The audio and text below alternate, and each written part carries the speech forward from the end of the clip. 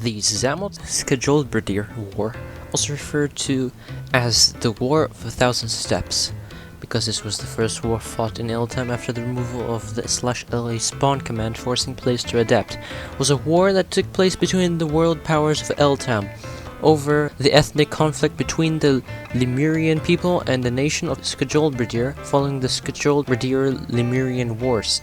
It is sometimes also known as the Bullseye War in some nations, such as the USSC, or the War of the Broken Shield in other nations. The main two powers involved were the Zamotz Union and the nation of Skjoldbrodir, because of their conflicting beliefs over who rightfully owned the territory of the ancient country of Lemuria and its capital city, Havona Roa Renaj, renamed to Ruddersdam by the new Skjolddish inhabitants in central Eltham. This meant that for the soldiers to fight, they had to manually walk on the way to the battle site.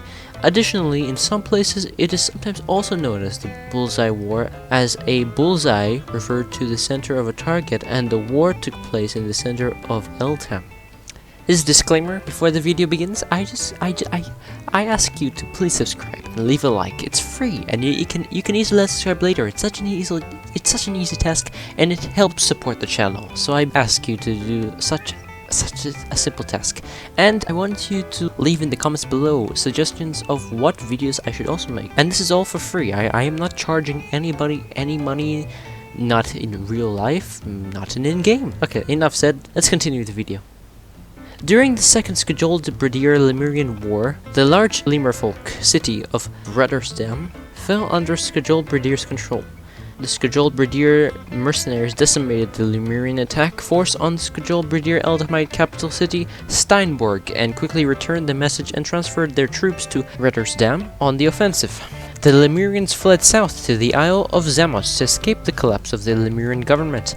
Later, the refugees founded the Zamotz Union, a government with a much more significant political power in comparison to the previous Lemuria. The newly founded Zamotz Union swore to Eltham that they would retake what they believed was their homeland and fight off the Skjoldbrodir colonists that took it from them. As the Zamotz Union political grasp on Eltham increased, so too its military.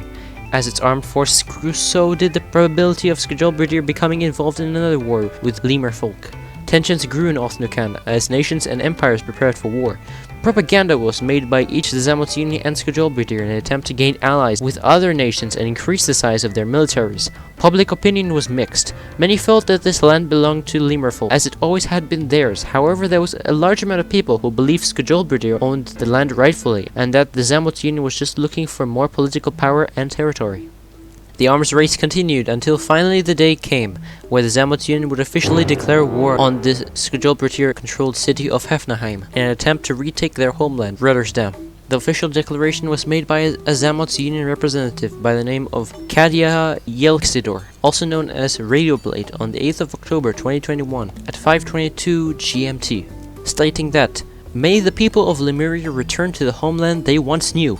They were forced to make a decision, fight and risk the extinction of Lemurfolk as they knew it, or flee from the Vikings to fight another day. Well, that day is here. Here's to the soldiers once lost and the battle ahead. Ave Lemuria." Not long after this, the different nations of Eltham would declare their allegiance to of which nation, if any, they would fight in the upcoming battle. On the Zamotz Union side included the Empire of Aristius, the USSC, the Astrakhan-Wandenreich Empire, Rasteria, and the Goons. Meanwhile, on Skjoldbrodir's side, they included Volpinia, Similami, the Second Empire of Plagatia, the Sulianic Congregation, and Lyria, and the Free Men of the High Seas. Skjoldbrodir was expecting a war with Lemuria, so they were ready for the declaration of war, unlike in the Second Skjold-Lemurian War, where Skjoldbrodir had resorted to hiring large amounts of mercenaries to aid defense of Steinborg.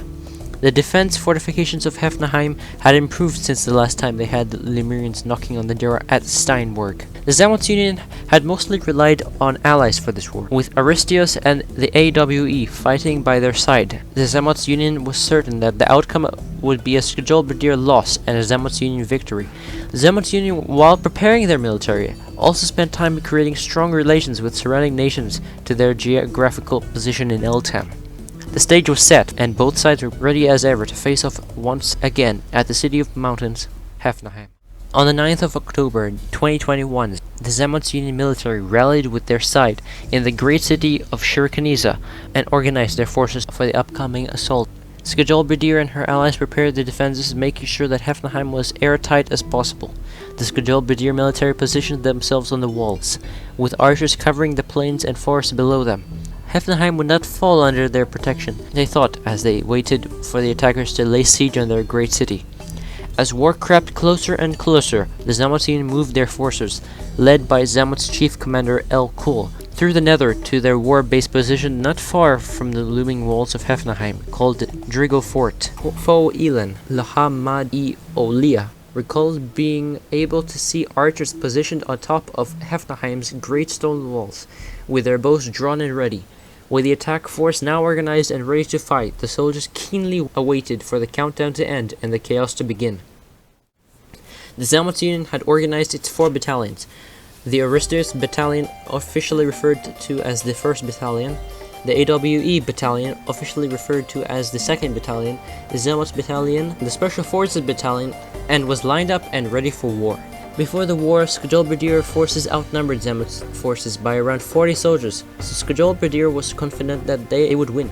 As the war horn sounded, the Zamotz-Union forces charged the steep mountainside of Hefnheim. Arrows flew down, and with only the cover of a few thin trees, many Union soldiers were hit and some killed.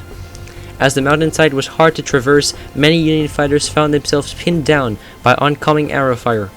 At first, the Zamotz-Union was extremely worried that a loss was in sight, as many couldn't get a chance to even set foot near the mountain due to the deficiency of the Skjoldbrodir archers atop Hefnheim's walls. The Zamotz-Union felt that they were fighting an impossible battle because they could not pierce the great walls of Hefnheim and worried for the worst. Meanwhile, the Skjoldbrodir archers and foot soldiers above were beginning to feel overwhelmed due to the sheer amount of soldiers coming from what seemed to be every angle. The archers shot in a rhythmic way, firing their arrows like a well-oiled machine. As the Union fighters found themselves getting higher and higher at the hillside, getting closer to piercing the walls every second, the outcome of the war was still uncertain. The Zamotz-Union military forces grew closer to finally finishing the climb, so Skjoldbrodir sent soldiers down to attack the climbing forces to hinder their progress. Zamotz-Union fighters managed to overpower the Skjoldbrodir soldiers, who abandoned their high ground, and Skjoldbrodir's attempts to stop the climbing was futile. Though during this counterattack, some Skjoldbrodir soldiers managed to get to the Zamotz-Union war camp of Drigo Fort and slay a couple of soldiers restocking in safety. However, the soldiers who got that far were quickly chased down and outnumbered by the sheer amount of troops the Zamotz-Union had on the ground. The climb felt like it lasted for hours, but finally a Zamotz-Union mad lad by the name of Committing was the first player to finally break ongoing loops of chaos and climbed the mountain and broke through the walled fortifications. The Skjoldbrodir archers fell back into the inner city as Union fighters flooded through the walls into the halls of Hefnheim. The keep was quickly filled with Zamott's fighters, and Skjoldbrodir's forces managed to close in the Zamott's fighters in a specific section of the keep and quickly set up defensive positions inside the fort. The Zamott's Union fighters redirected their attack from the well-defended halls to the less defended basement below, where they planned to come up to the halls from a less fortified angle.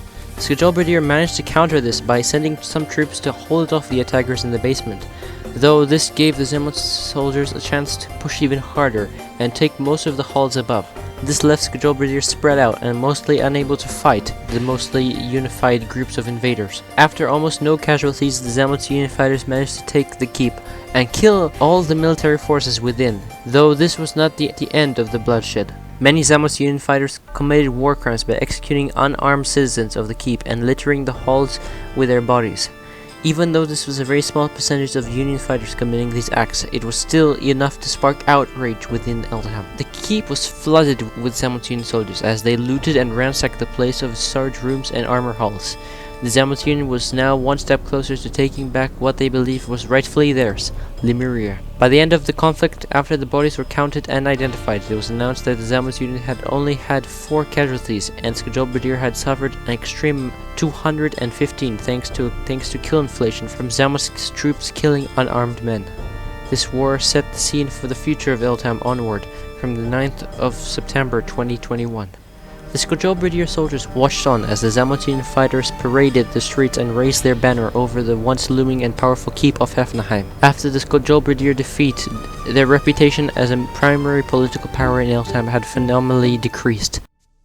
ACON began negotiations with Zamotzynian diplomats to devise a treaty which would end the Zamotzynians' aggression towards Skjoldbrodir's towns, cities, keeps, and castles. The Zamotz-High Council ministers finally cast their votes and decided what the future of Eltham would be. Skjoldbrodir would pay the Zamotzynians 650,000 coins in reparations, and that Skjoldbrodir's High Jarl ACON would publish a formal apology for what he and his people did to Lemur folk race. In the declaration made by Radio Blade, he stated that the Zamotzynian was fighting to liberate Lemuria and retake it for the Lemur folk, and the Zamotzynian High Council was criticized for not following through with it. However, the supporters of the treaty argued that Lemuria only held sentimental value and didn't help the Zamotzynian politically in many ways. They also argued that Skjoldbrodir had already desecrated and industrialized the once sacred lands beyond repair, and restoring Lemuria would be a further waste of the Zamotzynians' resources and money, which in the end wouldn't be worth the effort. The Zamotz-Skjoldbrodir war had many effects on the politics of Eltham and vastly influenced many nations and empires. It set out to be the political landscape of Eltham and set out a foundation for what was to come after its end.